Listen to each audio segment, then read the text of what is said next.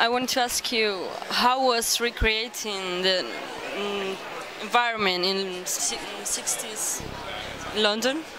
Well, we spent a lot of time thinking how to create that world of the 60s and to make it come alive, and we did it in terms of color and design and costume, because it's kind of had to be very different from the present. So it was about selecting the right kind of color tones and sets and costumes and cars. The whole thing, you know, had to just feel real. I was alive and grew up in the 60s, so I knew what it was like, and hopefully it does feel quite real and different from the present day. That's the point of it. And what is it about this story, like the thing that attracted you the most to invest in it? Well, it's an incredibly powerful story about someone's first love and their memories of that first love.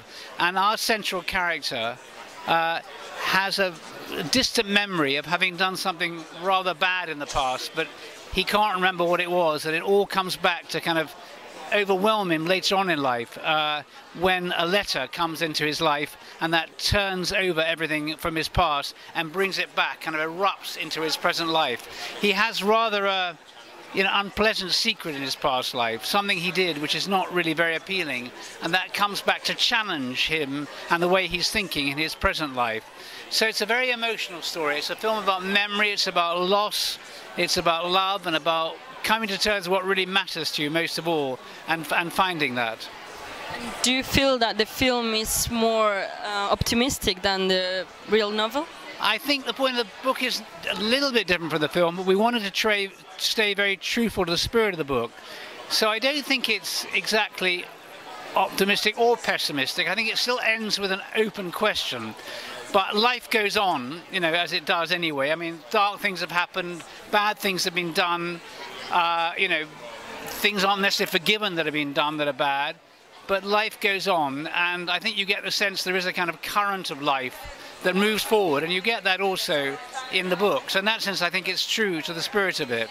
But I think it's a film about quite dark emotions being raked up and being brought to the surface, and how somebody deals with that memory. So it's about lots of different things. Actually, it's kind of difficult to pin down exactly what it is about, but it's about love and loss and memory and desire, really.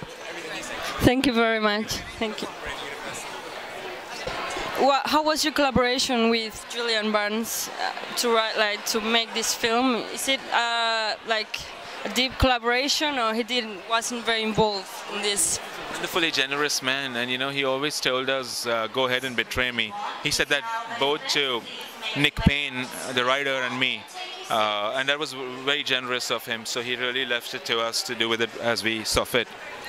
And do you feel like your production is more pessimistic than the book, or more optimistic? Well, you know, I thought the book was very optimistic because it gave Tony a great self-revelation at the end, and not many of us get that opportunity in our lives.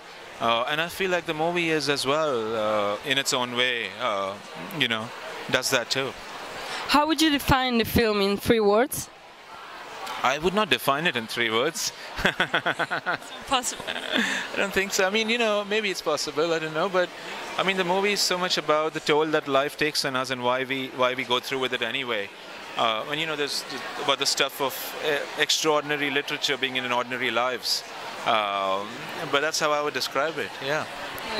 Thank you very much. If you could say something to 360 Magazine, please. Hello, this is Ritesh Batra. I'm so happy to talk to you. Thank you very much. First of all, I would like to ask you, after all these years of experience, what new challenges did you face in this production? I think everything is every day is a challenge, you know, and every role is a challenge, because it's not because I've done a lot of roles that each probably it's actually even more fragile as you get on. Because when you're younger, you throw yourself into things, and when you're older, you have so many things inside you that you know the pitfalls.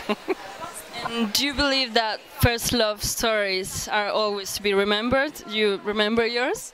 Yeah, I think they do. I think you do remember your first love, and I think you do want to come back to your first love. Not to have a relationship, but to have that just something like almost like a brother and sister feeling, because it's part of like you've begun your love life with this person, and I would always want to find that person. I mean, I did, and I know a lot of people have to have us in my life. How was your collaboration with Freya for this role you shared? Well, we didn't. I mean, we had no scenes obviously together because she's my younger self. But we corresponded, and she saw films, and it was really her that had to imitate me. I didn't have to imitate her. Well, she didn't imitate, but just to get the feeling. Great, thank you. Can you say shout out to 360 Magazine, please? Sorry? Shout out to 360 Magazine. Just say hi. Hi, shout out 62 Magazine? No. 360. 360. Hi, 360 Magazine. Thank you very much. Where are you from? I'm from Spain. From Spain. America.